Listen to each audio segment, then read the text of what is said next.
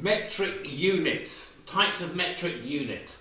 So we're going to be looking at three types of metric unit today. They're going to be units dealing with weight or mass, as people can call it, length, volume, or sometimes it's called capacity too.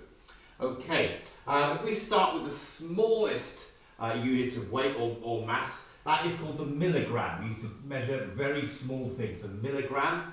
It then goes up to the gram, and then something that's bigger than a gram, you might have heard it, would be a kilogram, and then the final metric unit we deal with is going to be the ton, or the metric ton. Okay, so if we're looking at what unit to select to weigh something, because we're dealing with weight or mass here, we've got to choose which one we would select to weigh a human being. So a human being, we normally choose the unit of kilograms, so it's selecting the right one. If we're going to choose a unit to measure, to weigh a leaf is very light thing, so we'd go right down the scale there to use a milligram. Normally weigh leaves or single leaves in milligrams. Here's a very badly drawn car. Cars are very heavy things, you don't want one falling on you, so we'd use tons to weigh cars. And then finally an equally badly drawn bar of chocolate, so what's left there is grams, because it would be heavier than a leaf but lighter than a human being. Let's have a look at metric units that we use to measure length. So starting off with this very small one, that will be a millimetre. So very small units of length are called millimetres. The next one we'd be looking at will be centimetres. They're slightly bigger than millimetres, and we'll go into that later. And then finally, we've got another one. We've got metres after centimetres. They're getting slightly bigger than centimetres. And finally, the largest ones then are going to be kilometres. So just like units of mass, the units of length, we've got 4 of those as well. So if we were going to measure in metric units the distance between two cities, we're choosing Swansea and London here, we'd select the biggest one here, that would be measured in kilometres. The distance between two towns or cities or places normally measured in kilometres.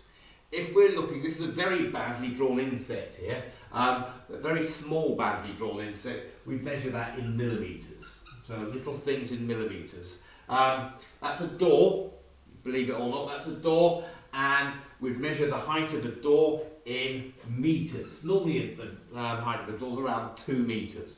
And then finally a book, like your maths book or something like that, we'd measure that in centimetres, because it's going to be larger than the insect but smaller than the door. Okay, so those are units of length, the 4 types of metric units of length. Now we're going to have a look at metric units of volume or capacity. We've only got 2 of these, it's either millilitres or litres. So, millilitres would be measuring drink in millilitres or cans of drink. Okay, so those are the sort of things. Reasonably small capacity of liquid. Normally we're measuring volumes of liquids here. Then we've got a very badly drawn fuel pump, petrol or diesel pump at the moment, to go into our very badly drawn car. And so large volumes of things would be litres. So the capacity of a petrol tank or a swimming pool, we measure that in litres. We haven't got a bigger metric unit to measure volumes or capacities. We've just got the 2. So anything that's reasonably large, we would measure in litres. So all of these are metric units. If you see any other name of a unit like pounds or ounces, they're called imperial units, but we're focusing today on metric units and their uses.